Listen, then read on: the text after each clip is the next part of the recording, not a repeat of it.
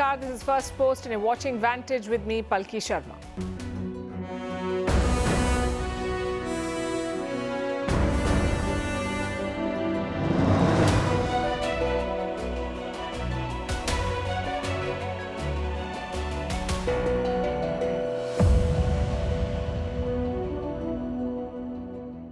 After a week of diplomacy and interactions with G20 guests, India is making moves aimed at those who did not turn up, aka China.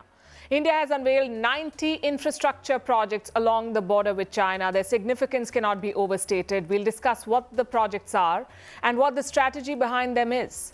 Meanwhile, the last guest has finally left. Justin Trudeau's plane broke down. Canada sent another plane, but it had to be diverted. Then they sent a technician with spare parts after a delay of more than 2 days. And heaps of ridicule. The Canadian Prime Minister has left India. Meanwhile, Pakistan is accusing another country of providing safe haven to terrorists. Not making this up. Pakistan and their former friends, the Taliban, are locked in a border clash. Rocket man Kim Jong-un is in Russia with an elaborate entourage. Macron went to Bangladesh. Is Dhaka getting the Rafale jets?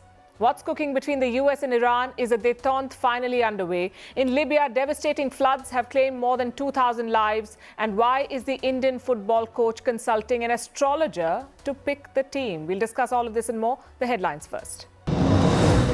Will Vladimir Putin run for re-election in 2024? The Russian president says he will comment after the official announcement later this year. Since the year 2000, Putin has won 4 presidential elections. He also briefly served as the Prime Minister of Russia.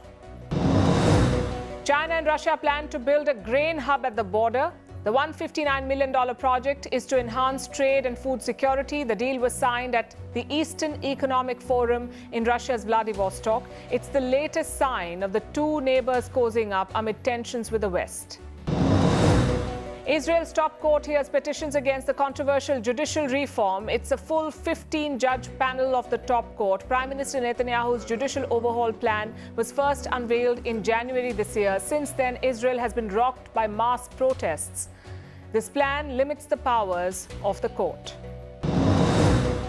German imports of refined oil products from India soar. This comes amid Europe's sanctions on Russia. Between January and July this year, Berlin bought $480 million worth of petroleum products from India. It's an increase of more than 1,000% from last year. Mount Fuji is under threat. Japan's highest peak is the latest victim of over-tourism. Millions visit the UNESCO heritage site every year. Post-COVID, Mount Fuji has seen a sharp spike in tourists.